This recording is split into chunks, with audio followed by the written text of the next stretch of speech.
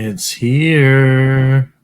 Let's get into it. What's going on, everyone? It's Rich Haywood here from Bacon Ice Cream Productions and Team RTFC, welcoming you to yet another episode of Good Times with Retro Rich and Fun for Five. Now, this one is going to be a little different. I'm not going to be up to Fun for Five the entire Atari 50 collection, which is what we were talking about today.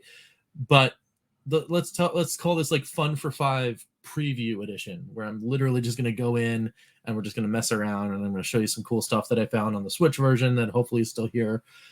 But first, let me just say thanks and kudos to those teams involved in getting the Atari 50 collection onto the VCS. I know that the folks over at Digital Eclipse and the folks over at Atari were having issues. I'm glad to see those settled. Unfortunately, it wasn't amazing for every user for the Atari VCS to go and get their copy of Atari 50. There were some bumps on the road. Some of the usual things. Sometimes on a big release on Atari VCS, the server's a little slow, so you got to kind of like wait your turn and be patient and get your stuff in.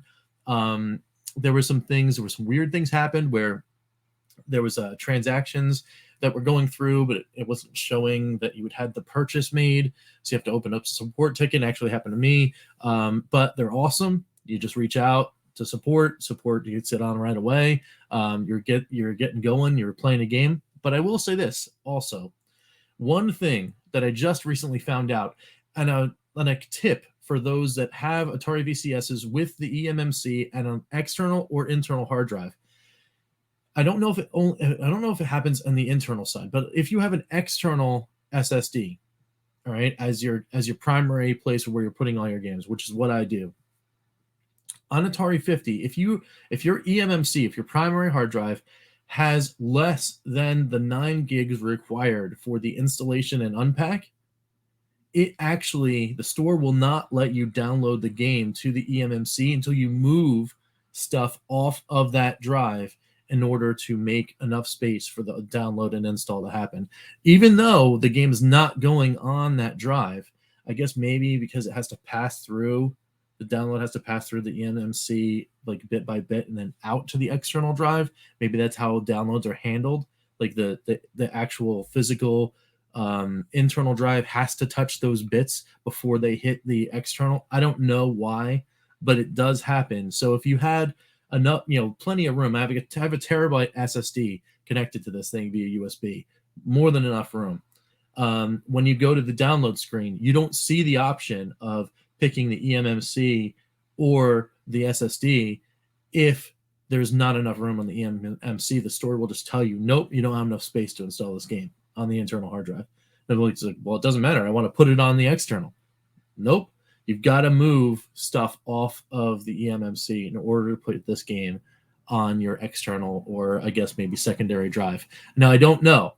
Maybe if you have that second slotted drive in the internal, maybe it already sees it and you're fine, and you don't have to have the space on the eMMC. But if you have an external like I do, you must clear enough space on the internal drive in order to at least download the game. So it can unpack and do its installation thing on the external drive. So there ends the tip thing. Now let's go into Atari 50 and launch this bad boy and see what's going on. So let's dig in. I am excited. Let's go.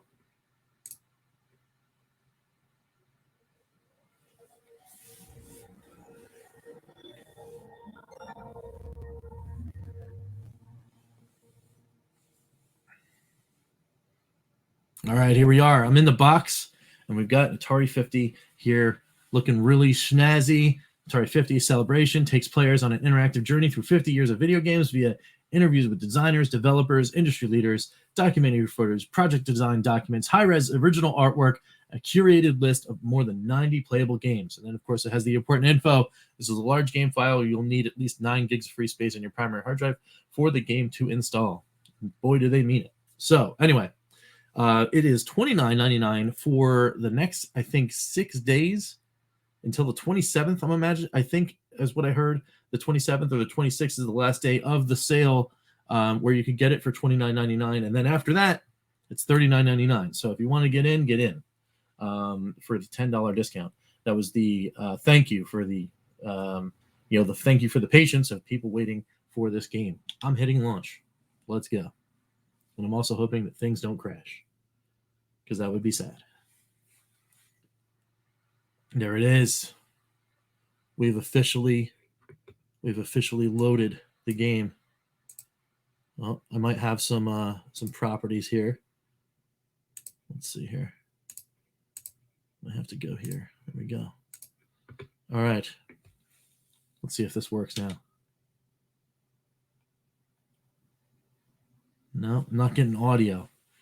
But you know what? That's okay, because to be honest, I'm not positive that I would like to have audio on here, because I might get hit with all sorts of copyright stuff. I don't know if they're using copywritten things that'll hurt. But here we are on Atari 50. I'll play around with it later. You've got Arcade Origins. You got Birth of the Console. You've got Highs and Lows. It's funny that it shows the Atari 5200 on there. Dawn of the PCs and the 90s and beyond. Awesome Jaguar and Lynx hanging in there. That's pretty cool. Very, very cool. So I actually started right off, right? It says, let's go. And we just went in. You go into Arcade Origins, and it shows you all of the stuff that you can look at. You can look at computer space and the history of Atari Incorporated and Pong, and the legend of the broken Pong machine, which is actually a video that can play. It tells you a story about what happened. It's a legend, I guess, that happened with this Pong machine. Like, was it actually broken, or was it something else? It's just a really cool video. It's cool because you get the people that are actually involved. Some of the guy that actually was the tech that went out to this pub or whatever, it's really cool to like actually hear the people that were involved in the story telling the story, which is really, really neat. And then you can go and you see all these different things. Now, if you get to one of these games and they have like the arrow that goes down, like this one for Space Race, for example, you can go down and say, oh, hey, this is an advertisement for another game that was in that same series. And here's another one. And then you can go to Breakout. And in Breakout, it is here's a thing for the promotional flyer for Breakout. And then you can have the new games. These are the reimagined games. Now, these are super, super cool. You know what? I'm just going to go into Neo Breakout right now and hit play. I don't have my good Atari modern controller with me, but we'll see what happens when I hit play. So what you do regular Breakout, new game. Let's go. All right. So then, so you've got your. This actually feels pretty good. I wonder if it would. I'm sure it does. Oops, lost that there. I wonder if it had classic controller support. I've heard that not only does it have classic controller support, but that the classic controller support is actually really, really good for this. So I'm just wondering if I switched out, would it work? I just want to get to where it gets like super crazy, because it's a really, really neat thing. Like this whole thing's got the crazy scan lines, and it's actually like, this is Breakout from the arcades from back in the day, right? The way it looks. Well, I also don't want to die before I get the board clear. There we go. Come on. I can beat this stage. Come on, guy. All right. Oh, man. We're going for it. We're going for it. There we go. This is it. Boom. And then you beat the stage, and then all of a sudden, boom. Like, that's cool. It goes out, and like, you've got your time barrier breach. You get all the stuff, and then you get ready, and now you're like playing like 3D. You can see it's all like 3D stuff in the background, and you've got stages that you can beat and stuff that you can unlock. It it keeps track of all of the bricks that you're getting and like I guess like which order. You can see that the stick fought me there. It's part of my like stick drift on the controller, which is annoying. But some of the things here are really cool to see, and some of it is like a little bit annoying. Like when the blocks are falling towards you, it's like really kind of confusing, like to figure out like where your paddle is as to where you want to be. Because you're like, oh, is that a brick or is that actually the ball that I'm supposed to chase? You know what I mean? So here's the last one. We'll play to the end here. But this is pretty cool. Here we go. Here's game over there. That's really neat. And then you can get the high score. Can I get out of here? Yeah, we'll just go and quit. But very, very cool. But then if you wanted to play like the regular version of the game, you could go right in here, and then there you go. You've got Breakout right here, which is pretty neat. You got your cabinet, looking all sorts of good for you. So, very, very neat. Super well done. Each one of these games also, you've got like screen mode at original, you've got full, you've got widescreen, you've got the TV filter you can put on and off, borders on and off. You've got dip switch settings in here, so you can increase the ball count. You have a cabinet type, tabletop or upright. You've got your free play score. You can actually get free plays on and in a specific points. Very, very cool stuff. Stuff you'd want to see maybe on the Evercade possibly soon. Very, very cool things there. Really neat stuff. This is like super, super well done. All of the stuff in here, pictures of people that were important in the Atari like origin story. Quotes. You've got a shirt, which is kind of funny. He's got a funny story attached to it. There's like different like things that were like signed contracts and stuff. All sorts of cool things that if you're a fan of, you can take a look at. Information about like this thing here, which is the holographic handheld, which was an idea that was come up that they were going to do, and then all of a sudden it got scrapped. But that's kind of cool that they came up with an idea that was like a little handheld game system, kind of like one of those early Tiger Electronics kind of deals that actually had like holographic images right in your hand. That was pretty neat. It's pretty cool. So anyway, I haven't actually explored any of these, but you know what? Let's just dive in here. And then, like say, oh, that's pretty cool. You've got, from the beginning of the VCS, and then, that's awesome. You got the box arts there, combat, air, sea battle, surround, tic-tac-toe, adventure. Nice. This is really neat. Your super breakout, haunted house, yours revenge. And then, let's continue.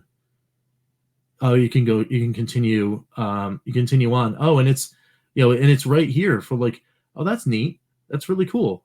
You got the Real Sports stuff. Real Sports Baseball is in here. You got the Sword Quest stuff. Hopefully it has a story about how Sword Quest, was that like that $25,000 prize thing. That'd be kind of cool. The official Atari handshake. That's funny. The Atari 5200. All sorts of cool stuff there, like more games. All the story about the crash, and the stuff about what was it? Alamogordo. That's hard to say there. But that's pretty cool. There's this neat game. I've never seen that one before. Stuff about the 7800. That's neat. You got a couple 7800 games in there you can play. Oh, cool. Dark Chambers, also neat. The 2600 game and the 7800 game, very cool. And that takes you right to the computer one. That's neat. And then you could also just, oh, hey, I like the fact that there's this stuff, and I want to see like all this stuff, and we can explore all this fun goodness. But, what about, can I just get a list of the games? Well, if you hit this button right here, boom, you can do sort by platform, sort by title, sort by recently played, sort by year, which is really cool. That's kind of neat. These are unlockables that you can unlock, which is kind of cool. So then we'll sort by platform again. But the other thing that is really, really cool about all of this, so you got your Reimagined, you got Riar's Revenge Enhanced, you've got Vector Sector, which is a cool game. We got to do, each one of these games is going to have to be like their own Fun for Five. It really is. Some of these are really, really awesome. A reimagined version of the Touch Me game, Sword Quest Air World, which is really cool. Quadra Tank, I played that one. That one's really fun. Neo Breakout, we just saw. Haunted Houses, I didn't actually check out yet. So that we got to get into that. And then, and then if you go straight through, you got a whole bunch of 20. Look at this. I'm just holding the button down. And then, and then you get to like, all right, here's some 7800 games, which is awesome. Some 5200 games, which is also awesome in here. You got Fatal Run, Ninja Golf, Scrapyard Dog. Here's some Lynx games, Basketball, Bikini Volleyball, Scrapyard Dog, Super Asteroids Missile Command, Turbo Sub, which is not on any of the Evercade collection, so that's really cool. Bounty Bob Strikes Back, which is the one we're looking at. Caverns of Mars, these are all Atari 800 games. Food Fight, Minor 2049er, that's cool. And then you get the Pièce de Resistance. You get some Jaguar games with Jaguar emulation, which is really cool. Atari Karts, Club Drive, Cybermorph, Evolution, Dino Dudes, Fight for Life, Mystical Man 3D, Bruner Pinball, Tempest 2000, and Trevor McFur in the Crescent Galaxy. Just because it's the last game on the list, I'm actually going to this is the first time I'm actually going to hit a button and play a Jaguar game. Now, all these ones will get Fun for Five, don't worry.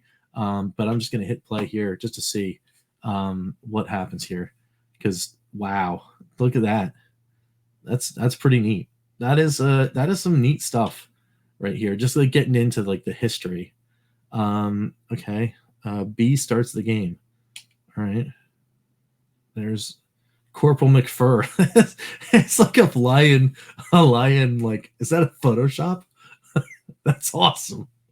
Oh, okay, it's a shooter. Oh, all right. I didn't know that. All right, cool. And both controls are working just fine. You can play with the stick or you can play with the D-pad. So that's kind of neat.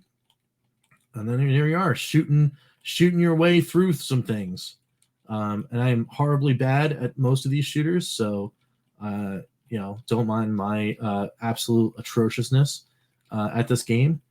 That's kind of neat. I wonder if there's like here. I wonder what are the there we go. Reset game, manual instructions, screen mode, border, filter. Okay, cool. Let's see if there's any other controls. Wow, up, down, left, start, fire weapon, select special weapon. There's all sorts of fun stuff in this thing. Awesome. Very cool. So there you have it, folks. That is a little taste, just a little taste of what Atari 50 has in store. Let's go to the wrap up and see what's going on.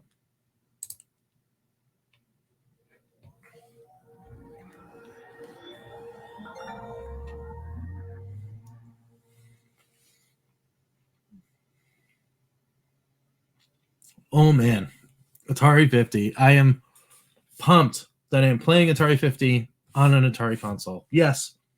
I have Atari 50 on my Switch. It's over there. It was fine.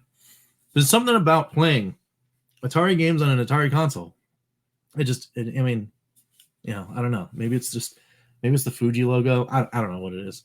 It's also probably going to be the fact that I'm going to be able to play using this bad boy, and and get some cool things on. I've heard, like I said, that the paddle controllers do work. My handy dandy trusty 3D print guy definitely makes things feel a lot better than the stick itself. So very, very cool. Can't wait to try some of that out with this stick. And we'll let you know on how all that goes later on. But it is here. Very excited. And some housekeeping now. before I ask you what you guys think. The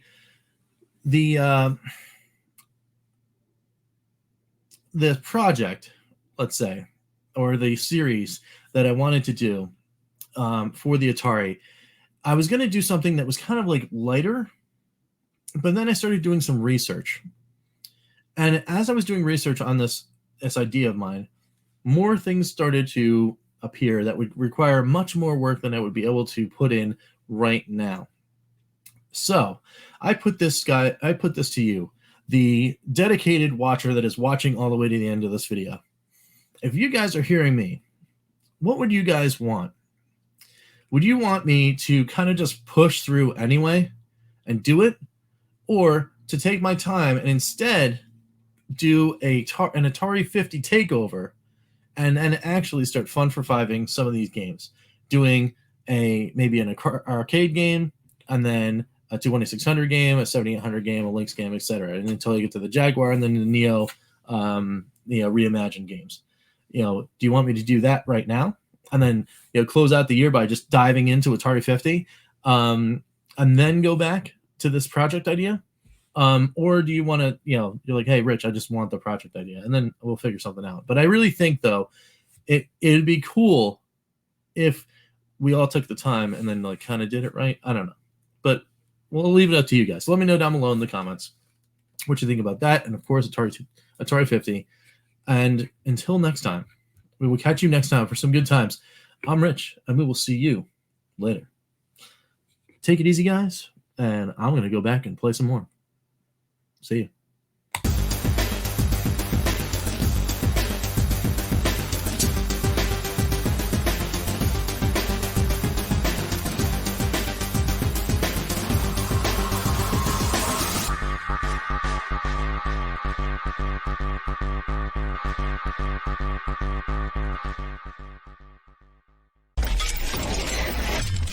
RTSC.baconicecream.com